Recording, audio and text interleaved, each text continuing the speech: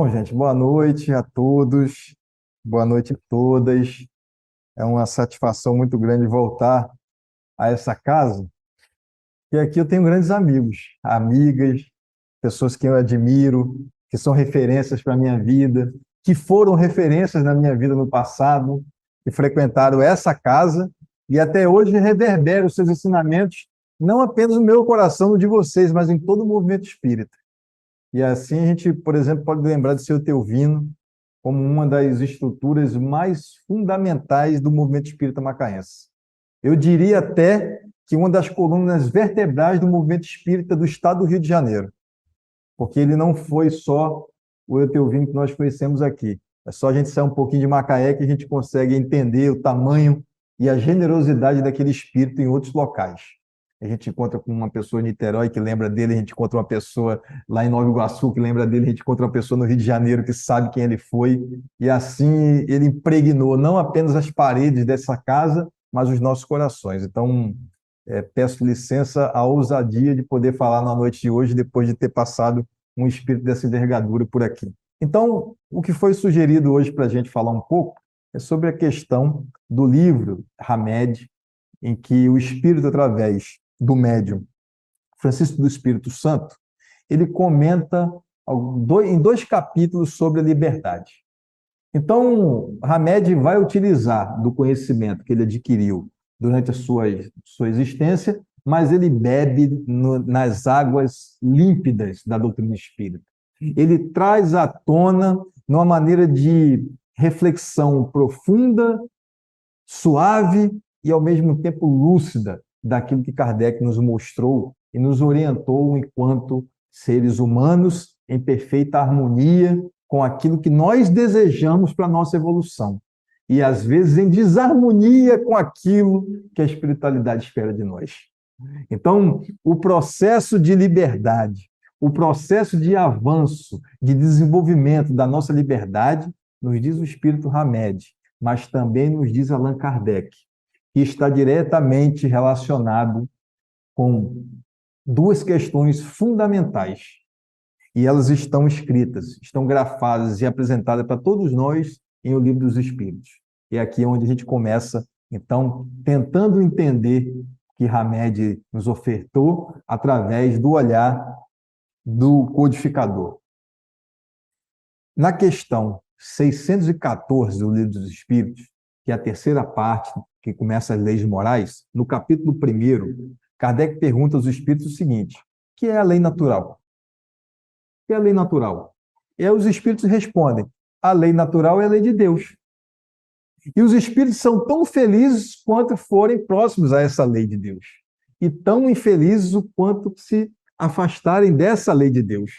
Então, se é uma lei natural, a gente já consegue identificar o seguinte, que no momento da criação,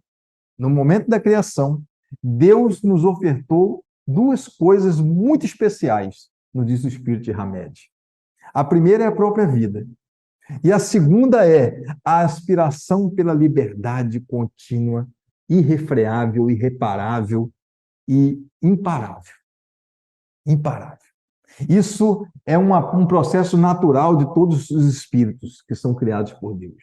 E existe uma peculiaridade nisso tudo. É que Kardec nos fala que os espíritos, nós somos criados simples e ignorantes pelo Criador, e Joana de Ângeles vai lá e dá uma contribuição incrível no livro Ser Integral.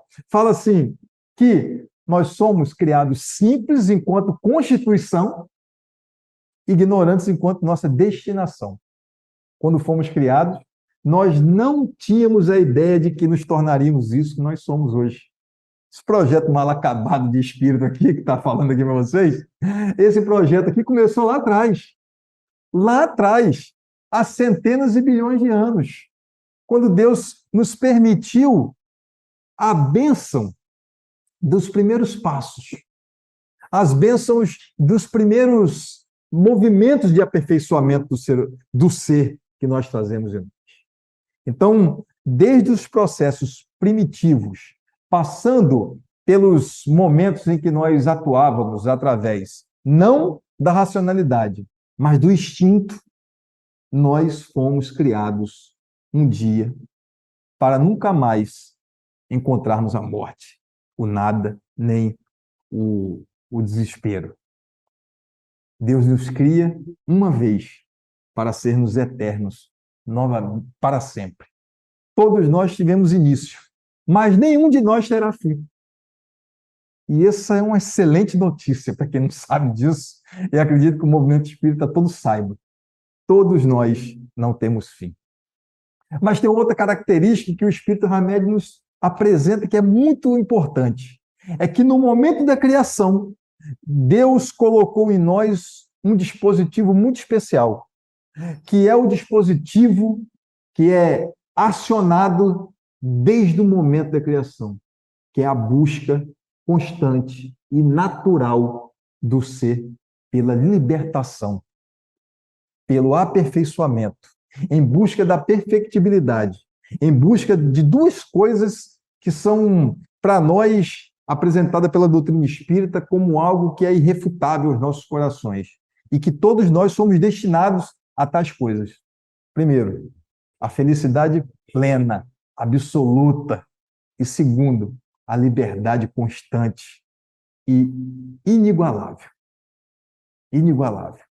Existe coisa melhor do que saber que um dia seremos felizes eternamente e libertos pela eternidade? Eu creio que são duas notícias lindas que nos apresenta tanto a doutrina espírita quanto o espírito de Hamed, que reflete sobre essas características. E ele vai dizer o seguinte, que a liberdade está intimamente ligada ao desenvolvimento e à lei do progresso. E nos conta Allan Kardec, lá na Lei Natural, no capítulo 1º, depois ele vai até o capítulo 8, que fala sobre a lei do progresso, depois ele vai no capítulo 10, que fala sobre a lei de liberdade. E Hamed junta essas três características e nos diz o seguinte, que o homem, a criatura humana, ela é tão feliz, é tão mais atraente por si mesma, em si mesma, e pela sua capacidade de evoluir, quanto ela for capaz de ter lucidez dos momentos de seu burilamento, do seu aperfeiçoamento. Quando nos foi apresentado pela doutrina espírita que o sofrimento não é uma pena eterna e má do nosso Criador, mas sim um processo transitório de aperfeiçoamento, um estágio para que nossos espíritos possam se tornar cada vez mais rígidos, cada vez mais fortes, cada vez mais intransponíveis pela dor. Esse é o momento que nos faz aperfeiçoar sentimentos, intenções, crenças, valores e fé.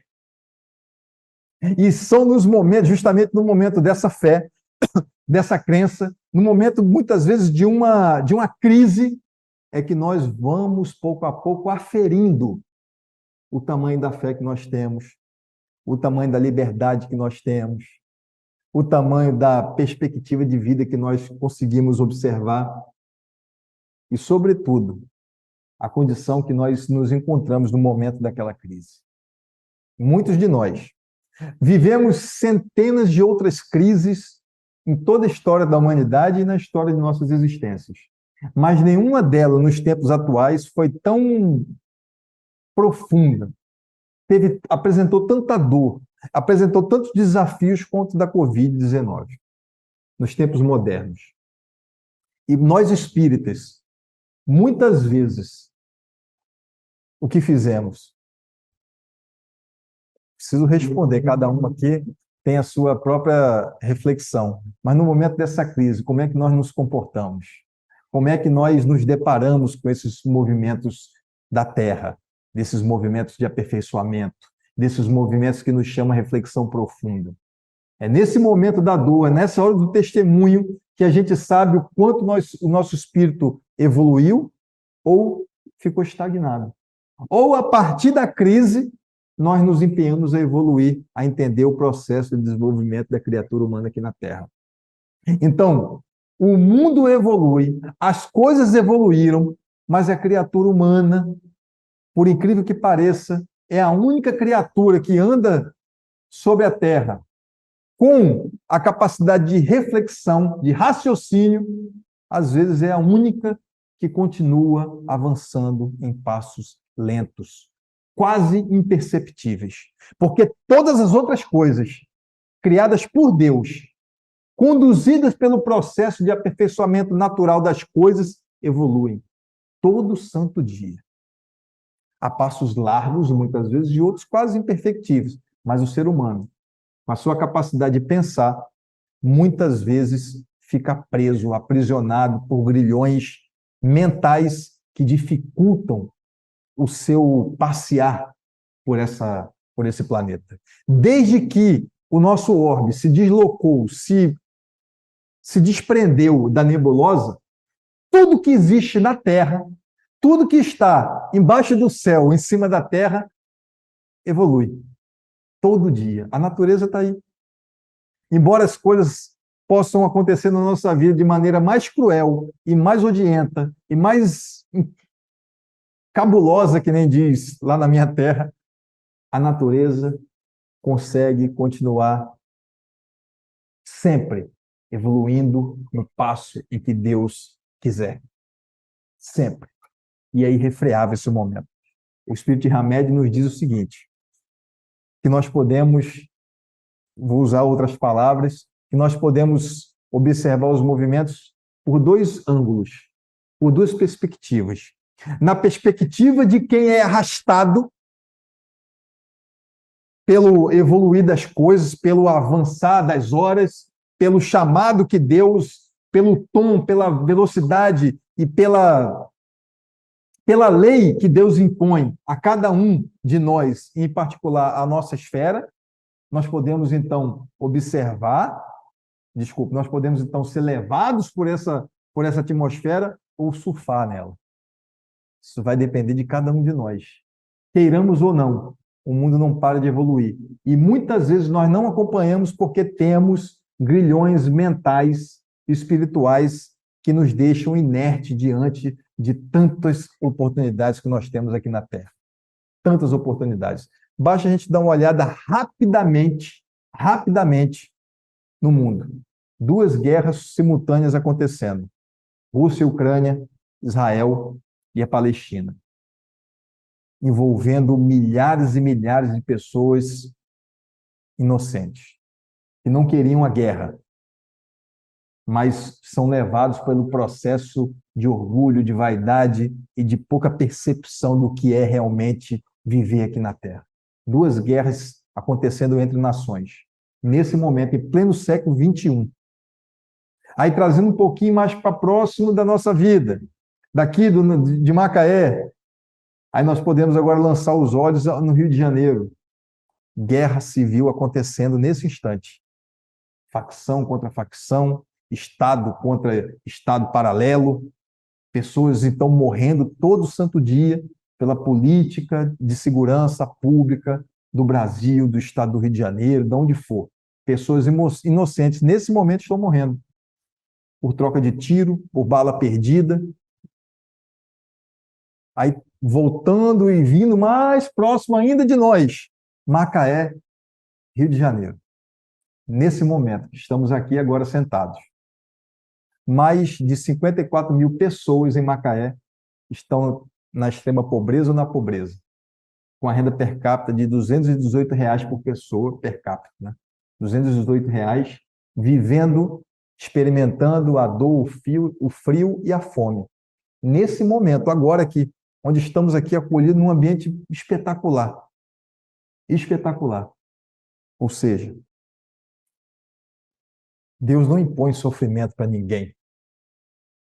Essas são construções sociais, civis, políticas, econômicas, que foram implementadas pelo homem.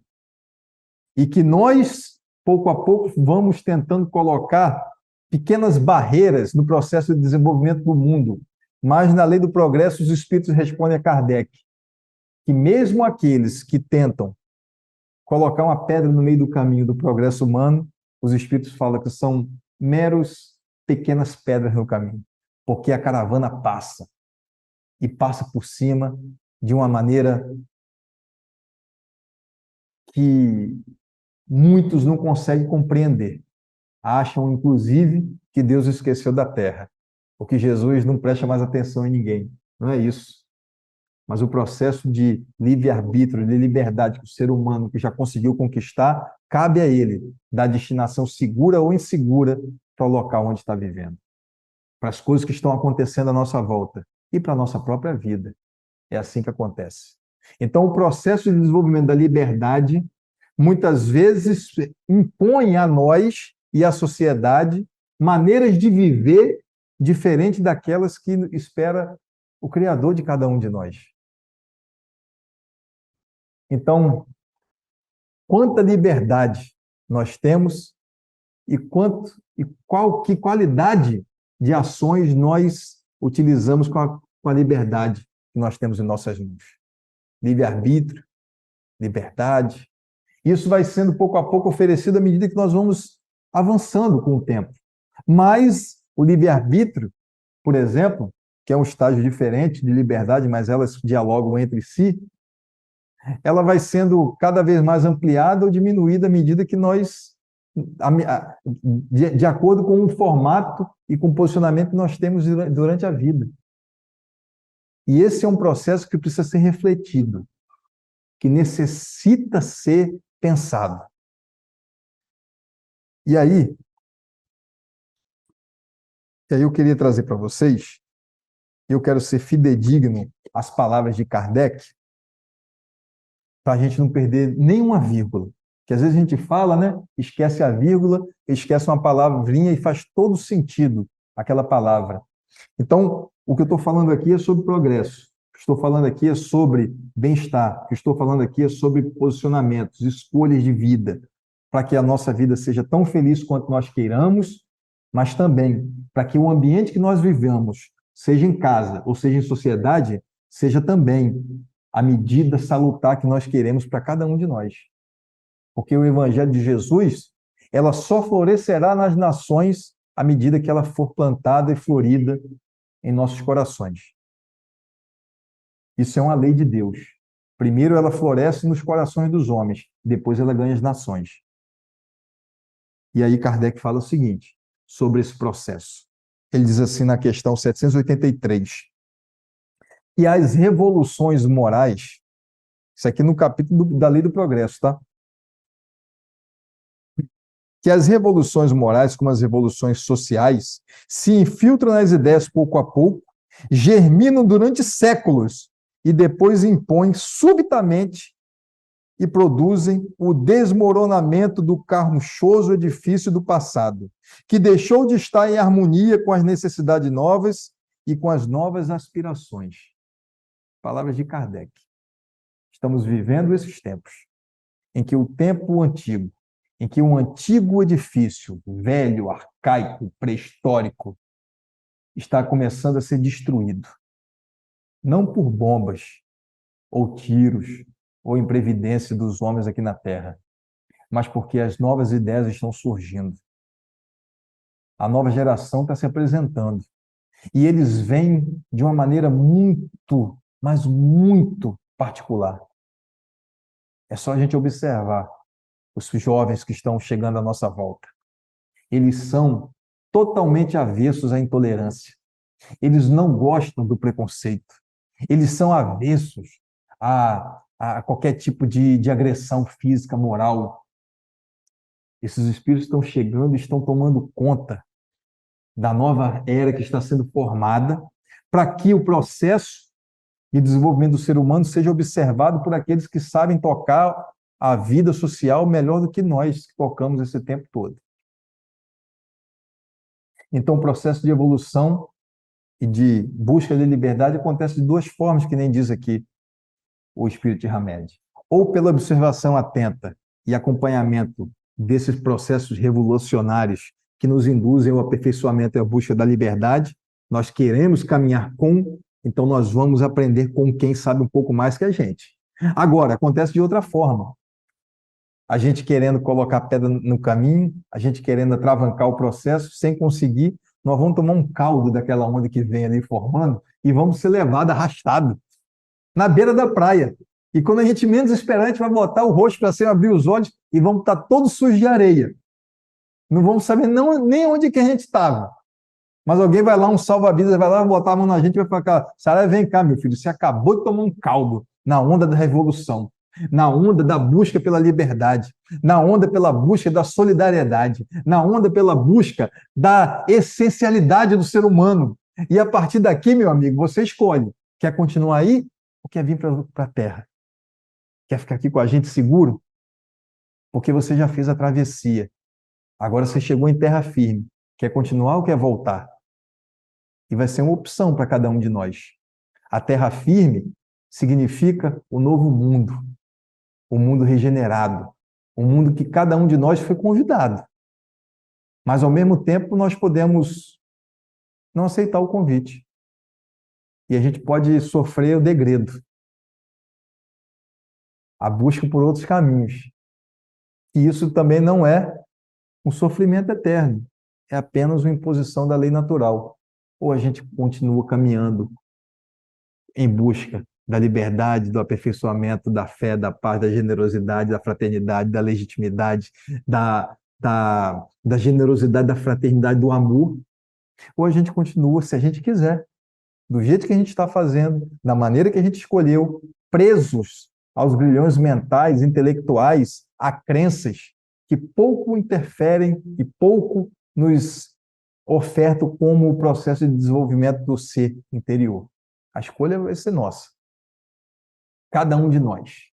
E aí, o Espírito de Hamed sugere que nesse processo de desenvolvimento, nesse processo de aperfeiçoamento, nessa busca pela liberdade, nós nos perguntemos algumas coisas para saber como que está o status da nossa vida, como que a gente como nos apresentamos nesse momento tão sensível para a história da humanidade, mas sobretudo para a história de nossas próprias vidas.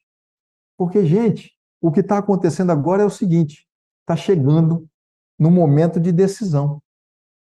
Está chegando num momento de escolhas sérias, mas muito sérias.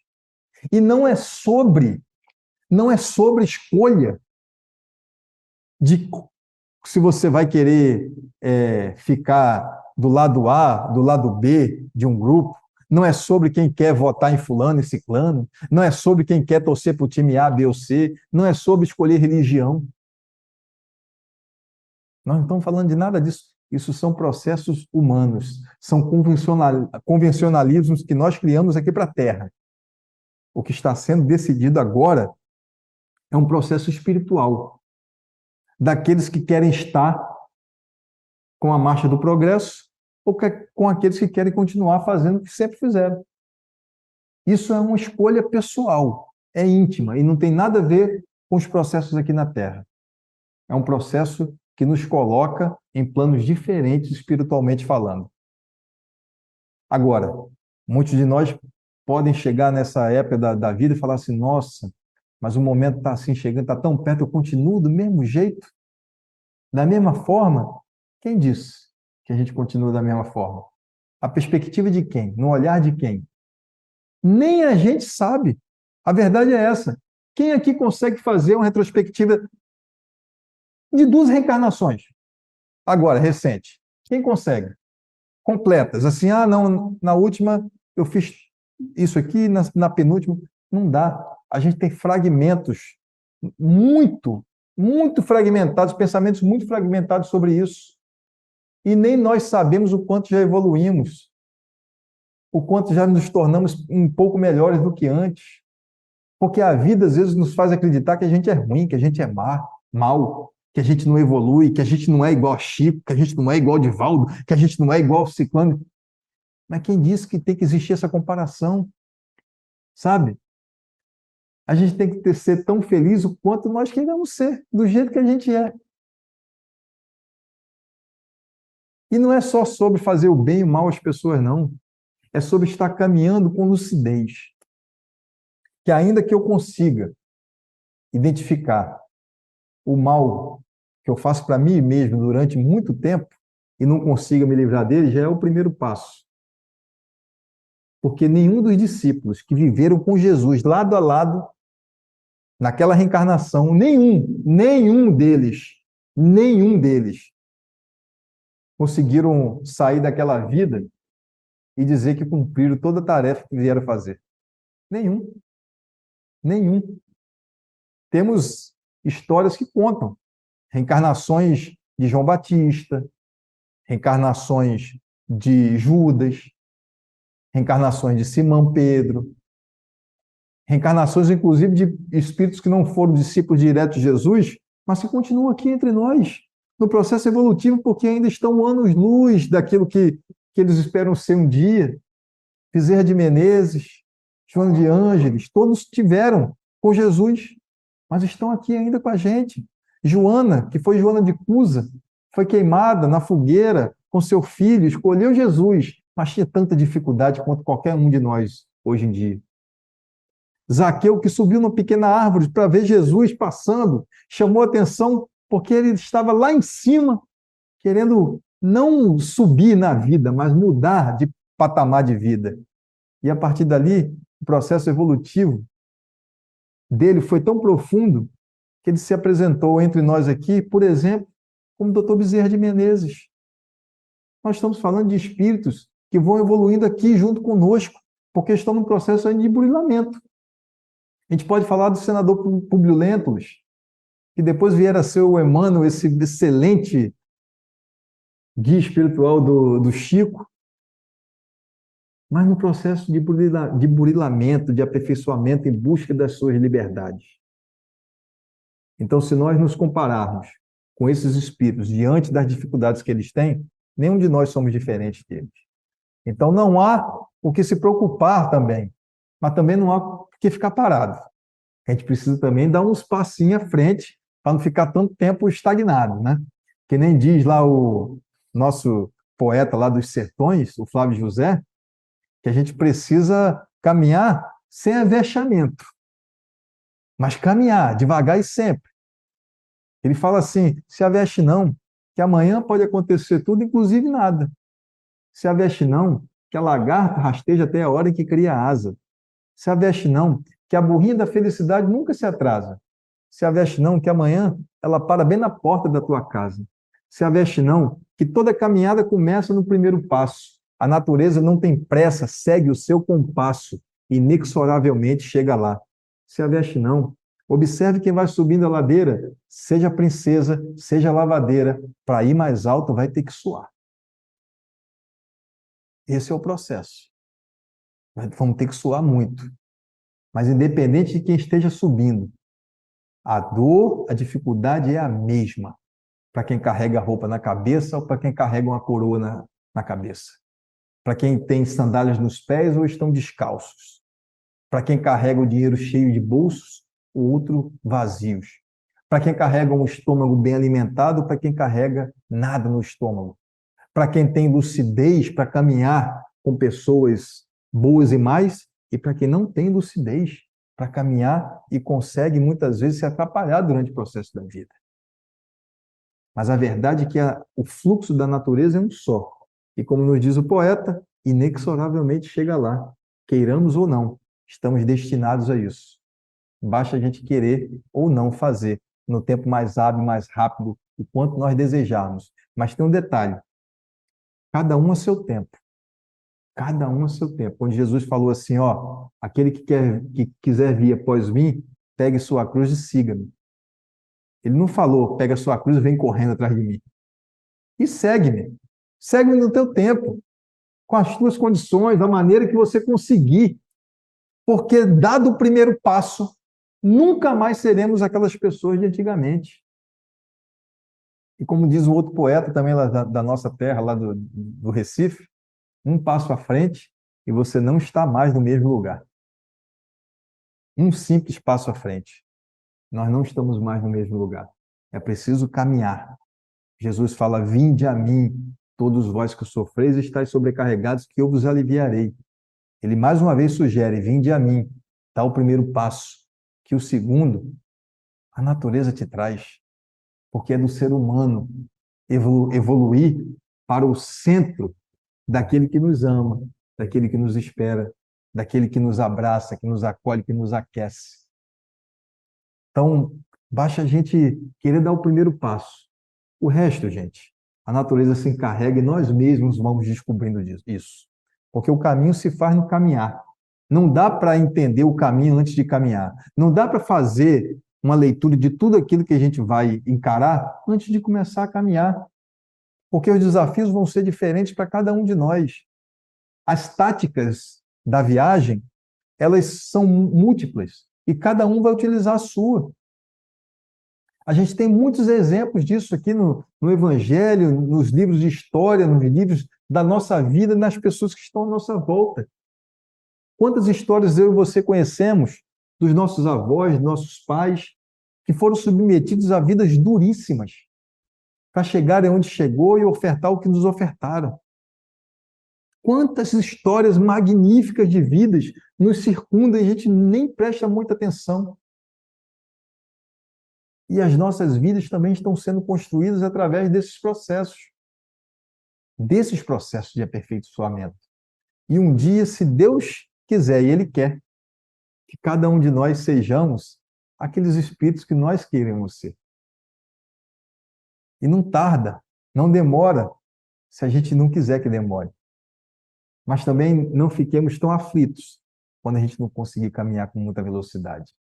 Porque talvez a gente ainda precise de uma centopeia nos pés para poder se arrastar, até que nós possamos nos levantar e caminhar como seres realmente humanos, e não como projetos ainda de seres humanos.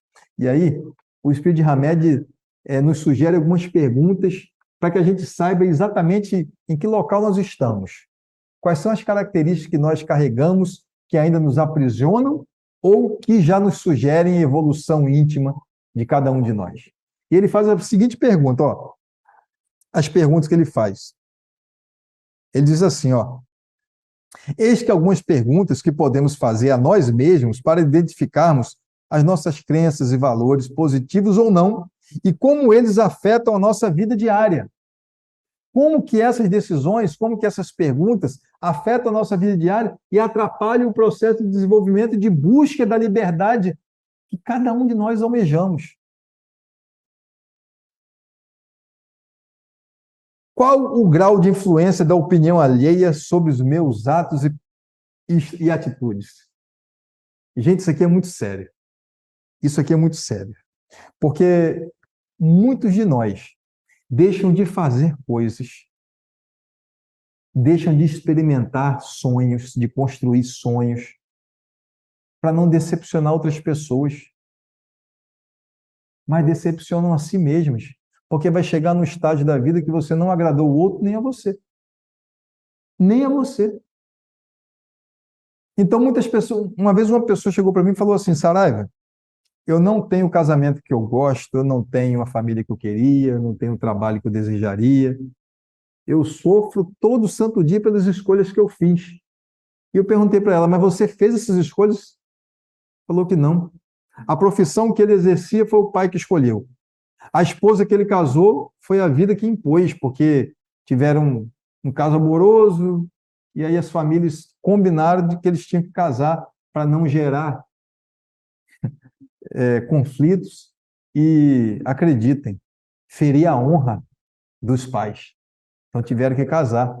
O trabalho que ele tem não foi ele que escolheu, a profissão, a família, o casamento e as coisas que estão ao redor dele só os decepcionam.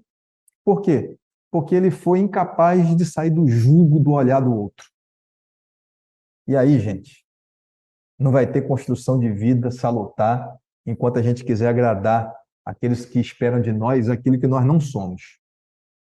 Quando nós nos desvencilharmos desses olhares, aí nós caminharemos, então, com altivez e com muita boa vontade naquilo que nós queremos construir. Imagina se Jesus deixasse fazer o que ele tinha que fazer porque ele não estava agradando os fariseus. Imagina se Jesus deixava de fazer o que ele queria fazer porque os saduceus não queriam. Ou os zelotes estavam extremamente aflitos. Ou os essênios não entendiam Jesus. Já pensou, gente? Porque os fariseus queriam que Jesus fosse moldado, né? O Messias fosse moldado por aquela característica que eles tinham. Os saduceus, idem, eram extremamente literalistas. Eles só acreditavam naquilo que estava escrito, não sabiam dinamizar o pensamento e sair da palavra que mata e penetrar no espírito que vivifica. Os essênios viviam isolados lá em cavernas porque acreditavam que eram eles os escolhidos do alto para, no momento de cataclisma no mundo, eles assumirem a dianteira da terra. E os zelotes, não preciso nem dizer, que os zelotes queriam luta armada, queriam vencer Roma, expulsar os fariseus, os saduceus, os essênios, através da luta armada. Imagina se Jesus quisesse agradar essa turma e esquecesse do projeto que ele veio fazer aqui na Terra. Então ele abriu mão do olhar daquelas pessoas que esperavam dele coisas que ele não poderia oferecer, coisas que ele não queria experimentar. E fez aqui o projeto que foi pedido para ele fazer. E com isso ele foi preso, julgado, condenado, morto, da maneira mais cruel que existia naquela época, crucificado, com lanças atravessando seu corpo, causando feridas horríveis, chicoteado pelas ruas, xingado pela população, maltratado pela opinião pública, viveu numa prisão insalubre, teve fome, frio, foi abandonado pelos amigos, se viu sozinho em vários momentos e morreu crucificado como pior do que um criminoso. Por quê? Porque ele escolheu assumir aquilo que ele veio fazer aqui e não aquilo que as outras pessoas queriam que ele fizesse. Então, quando nós começarmos a assumir aquilo que nós queremos fazer, aí preparem-se, porque o mundo desaba diante de nós. E nós começamos a ser taxados de várias coisas que nós não gostaríamos de ser taxados, mas vamos, sabe por quê? Porque Jesus diz que aquele que quiser salvar a sua vida, perdê-la-á. Mas aquele que perder a sua vida por amor a mim, achá-la-á. Está em Mateus. E é isso. Quem quiser salvar a vida da terra, vai perder dos céus. Mas quem, por virtude do amor a Jesus, perder a sua vida aqui nessa vida, achá-la-á no reino dos céus, muito melhor do que essa que nós vivemos aqui. Muito melhor. Por quê? Porque nós não vamos querer agradar ninguém, mas a nós mesmos que viemos fazer aqui. E não interessa qual a área de atuação humana que você se dedique a fazer, faça de acordo com os ditames da tua própria consciência. E ainda que você tenha que passar por momentos dificílimos, faça, porque no final da vida vai valer a pena. Vai valer a pena. E olha, eu acredito que as crucificações que a gente passa são tão pequenas diante daquilo que Jesus passou, que vale muito a pena. E aí, ele faz uma outra pergunta. Quais crenças cooperam para o meu bem-estar interior? Quais crenças que eu e você carregamos para que o bem-estar interior me envolva de tamanha forma, maneira, que me faça prosperar naquilo que eu quero fazer? Porque tem crenças limitadoras. Eu vou só dar vou dar uma pincelada numa crença limitadora, que é cultural, e que há pouco tempo nos libertamos, amigos. Que é o seguinte, essa particularmente aqui do Brasil. Quem aqui nunca ouviu falar assim, menino, menina, não chupa manga à noite, toma leite que isso faz mal, né? Quantos de nós ouvimos isso? E a gente acreditou nisso durante muito tempo. Olha, gente, eu tinha medo de chegar até perto da manga à noite. Leite, eu via aquele leite assim, olhar para um lado para o outro, falando, será que eu posso? Não é possível. Mas isso é uma crença limitadora. Sabe por que nós aprendemos isso? Parece cômico se não fosse trágico. No tempo da cana-de-açúcar, dos engenhos, em que os homens e mulheres foram escravizados aqui pela nossa população, sabe o que acontecia? Tiveram uma ideia, os senhores de engenho tiveram uma ideia, junto com os seus capatazes. Ah, os escravizados estão chupando a manga e tomando leite na fazenda. Vamos fazer o seguinte, envenena o leite e a manga e deixa alguns comerem. E depois que eles morreram, tiverem diarreia e passarem mal, a gente vai dizer para os outros, sabe por que está acontecendo isso? Porque não pode chupar manga nem tomar leite à noite. porque a noite era quando ninguém estava de olho neles. E eles, com fome, iam comer. O que faz uma pessoa com fome? Vai atrás de comida. Então, essa é uma crença que foi desenvolvida muito cruel na nossa sociedade. E a gente acreditava nisso, mas nem se dava conta por que a gente vivia isso. Porque, culturalmente, nós vivemos num estado patriarcal, embranquecido, cheio de quereres e saberes de homens empobrecidos pela própria natureza humana. E pouco olhamos o processo de dor, de desenvolvimento da criatura humana que foi escravizada aqui diante dos nossos próprios olhos. E por muitos de nós reencarnados em outras épocas, sofremos dos dois lados da moeda. No mandando mal, e no recebimento, recebendo mal também. Então, essa é uma crença que limita. Mas quais são as crenças que me ajudam a valorizar a minha vida? São aquelas que me tornam melhor. São aquelas que me fazem caminhar. São aquelas que olham para dentro de mim, me reconhecem como ser, indivíduo que sou, único e verdadeiro diante de toda a eternidade. Porque a doutrina espírita nos ensina o seguinte, que melhor do que ser primeiro, destaque em alguma coisa, é sermos únicos naquilo que somos. Porque ninguém faz as coisas que eu faço melhor do que eu. As coisas que eu me proponho a fazer, do jeito que eu faço, ninguém faz igual a mim. Ninguém consegue carregar a cruz que eu carrego. Eu não carrego a cruz de Amilson, de Lucila, de ninguém do jeito que eles carregam. Porque tem um jeito de carregar a cruz dele, que só ele sabe. Só ele sabe. A dor que ele passou à noite, a dor que ele viveu em outras épocas. E aquilo que ele adquiriu de relevância para a sua vida. A crença no bem, a crença na eternidade, a crença na reencarnação, a crença na prosperidade espiritual, a crença na liberdade, a crença na fraternidade, a crença na solidariedade.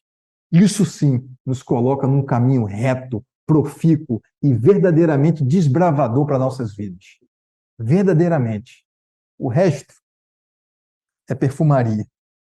E aí ele nos fala outras coisas, ele nos faz perguntar outras coisas também. O que me dificulta ter suficiente autonomia para tomar minhas próprias decisões? O que dificulta para eu poder tomar as minhas próprias decisões? É só lembrar de Nicodemos. Ouviu falar de Jesus. Acreditou que Jesus fosse o Messias. Acreditava nisso. É só a gente ler as Escrituras, ler as histórias, que a gente vai perceber que ele acreditava. Ele era um doutor da lei, ele fazia parte do Sinédrio, ele era um professor daquela época muito respeitado. Mas o que dificultava Nicodemos acreditar e seguir Jesus? É que ele não foi capaz de desvincular do farisaísmo, do Sinédrio e daquilo que ele tivera construído intelectualmente na sua época. Então, a sua própria inteligência não foi capaz de se desvencilhar desses atavismos do passado que encontraram Nicodemos, e para encontrar com Jesus ele teve que pedir uma audiência à noite, às escuras, escondido, porque não podia ser visto com Jesus. Se ele fosse visto com Jesus, talvez perdesse toda a majestade, o respeito e a reverência que a população tinha a Nicodemos. Então, essa era uma dificuldade que ele tinha de evoluir. Fazer as coisas à luz do dia. Fazer as coisas às claras. Sem necessidade de querer agradar ninguém e sem a vaidade de querer carregar consigo o edifício carunchoso, pré-histórico e horrendo que muitos de nós conseguimos construir ao longo do tempo. É difícil fazer isso, gente. Eu estou falando aqui há quase 1 hora, mas parece que, né, falar é fácil. Eu falo aqui, estou falando aqui, posso falar 1, 2, 3 horas direto aqui. Agora, se quiser me acompanhar lá em casa, você vai ver como que é difícil. A primeira coisa que minha esposa vai falar, falou 1 hora lá, duvido fazer meia dúzia aqui. E é assim. Eu falo sabedor disso. Eu sei que eu tenho muitas dificuldades. Eu sei que eu ainda estou igual Nicodemos. Eu sei que eu ainda tenho crenças limitantes. Eu sei que eu ainda preciso me desvencilhar dos olhos das outras pessoas. Eu preciso para que eu me torne mais fiel a mim mesmo e para que eu me torne mais livre da opressão do outro. O outro é muito opressor, assim como nós somos também. Ou quem aqui nunca foi opressor do seu filho? Eu tenho duas. A mais velha tem 20 anos, ela já fala isso para mim. A de 4 um dia vai falar. É assim. Mas, gente, está tudo certo, sabe por quê? Nós estamos num mundo de expiação e prova, espíritos imperfeitos, estamos no segundo estágio de evolução do mundo, saímos do estado do primitivismo agora, dias atrás. Estamos a poucos passos de caminhar para o mundo de regeneração, mas ainda temos um trabalho de casa para fazer. Mas não nos desesperemos, porque Jesus nos espera de braços abertos, de sorriso largo e de olhos coloridos, dizendo para cada um de nós, chamando a gente pelo nome próprio, nome e sobrenome. Vem, meu amigo, meu irmão, minha irmã querida. Eu estou aqui te esperando. Não importa o que você fez da sua vida, importa o que você deseja construir daqui para frente. Porque, como diz Chico, se ninguém pode voltar atrás e fazer um novo começo, qualquer um pode começar agora e fazer um novo final. E esse final vai ser lindo, porque de repente tem umas fotografias ruins na história, mas o filme completo é uma maravilha. E o que me impede de desfrutar uma vida plena? O que me impede de desfrutar uma vida plena do jeito que eu quero viver, do jeito que eu quero me jogar? O que me impede? Informação? Vontade? Parceiros? Reconhecimento? Dinheiro? Poder? Fama? Reconhecimento? É isso que me impede? Se for isso, a gente está esperando as coisas erradas. E Jesus falou em João, capítulo 10, versículo 10: eu vim para que tenham vida e a tenham em abundância. E para uma vida ser digna de ser vivida, ela precisa ser experimentada em todo o seu ardor, mas com toda a sua doçura. Jesus preferiu, foi escolha dele, preferiu nascer numa periferia de Jerusalém, de Israel. Escolheu nascer entre pessoas pobres, humildes, viveu e cresceu entre escravizados, homens livres, pretos, brancos, homens, mulheres, doentes, sadios, ricos e pobres, mas ele preferiu conviver com a população humilde, porque ele queria experimentar Deus em todo o seu ardor, na profundeza das dores das pessoas que perdiam seus familiares, seus empregos, que não tinham oportunidades, que perdiam homens e mulheres pela intolerância humana nas guerras, que perdiam seus familiares através de doenças que não eram bem compreendidas e maltratadas naquela época. Jesus conviveu com crianças órfãos na rua, com homens escravizados, com homens simples, com mulheres totalmente desvinculadas da sociedade, porque naquela época o patriarcado não aceitava a mulher em nenhum de suas estruturas. Então, quando o marido morria, a mulher virava um nada, ficava vagando pela rua e era proibido, por lei, falar com uma mulher em praça pública dessa, porque era desonroso. Jesus quis conhecer essa mulher. Jesus quis experimentar a dor dela, conhecê-la, botar para dentro de casa, conversar com ela em particular, fechar a porta e deixar quem quiser falar. Jesus não só conversava com a mulher em praça pública, como ele se trancava dentro de casa com a prostituta para conversar sobre as dores dela. Quisesse quem quisesse falar. Isso não o intimidava, porque a intenção era de libertar uma pessoa e não de escravizar. A intenção dele era de acolher e não de maltratar. Então, o que me limita a fazer aquilo que eu preciso fazer? Falta para fazer. O que te detém? Pergunta Paulo para cada um de nós. E agora? Com a sabedoria que nós temos, com as informações que já possuímos, a pergunta que não quer calar: o que nos detém? O que nos detém? E aí ele faz outra pergunta, já finalizando que o tempo já está passando. Já finalizando, ele pergunta também, por que costumo fingir para agradar os outros? Por que costumo fingir para agradar os outros?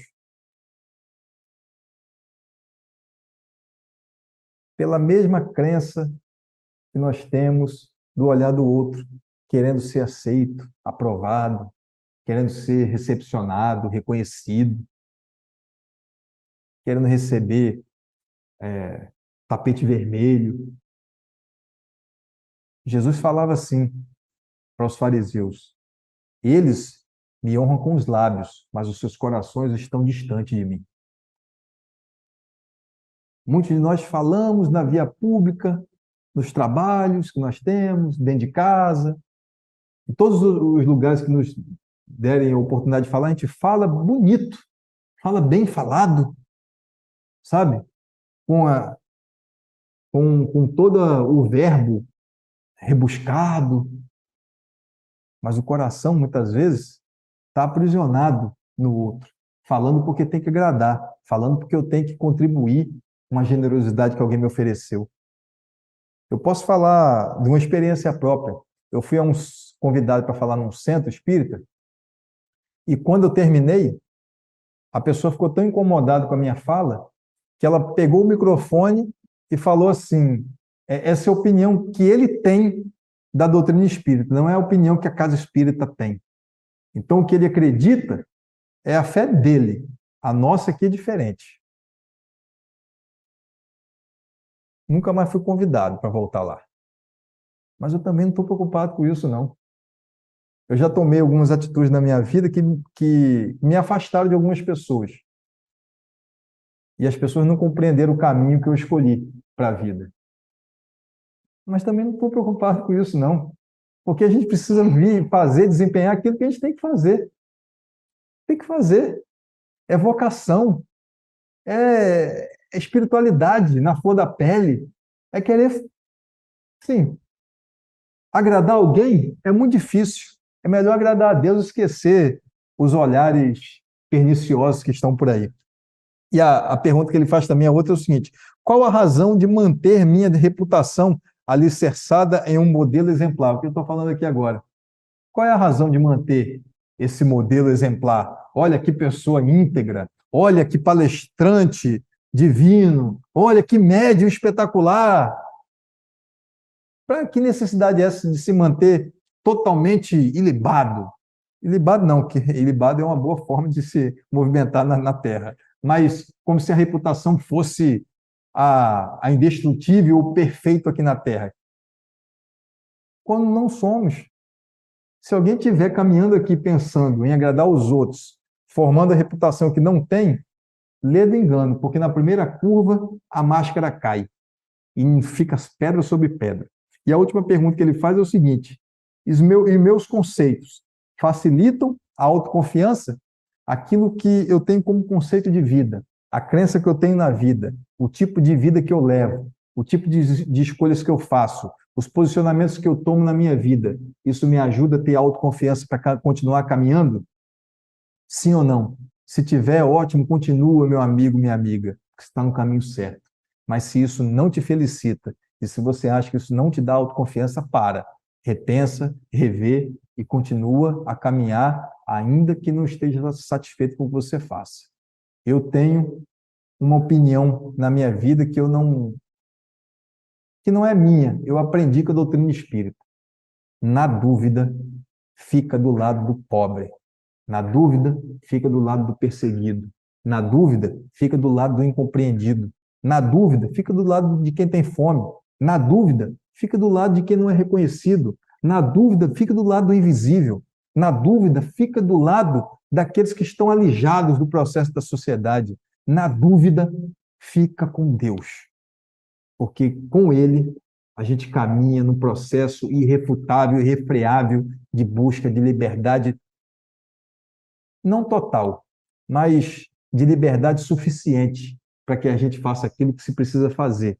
E se nós ainda não fazemos o que precisa ser feito, espera mais um pouco, trabalhe um pouco mais, que daqui a pouco a nossa liberdade será tamanha verdadeira para cada um de nós que faremos as melhores escolhas na nossa vida. Um dia, na mocidade, uma pessoa me perguntou, Saraiva, o que é liberdade? O que é liberdade? E na hora eu fiquei atônito, eu falei, nossa, é uma pergunta, é uma resposta tão filosófica que eu vou passar horas para explicar liberdade. E aí, o companheiro veio no meu ouvido e soprou.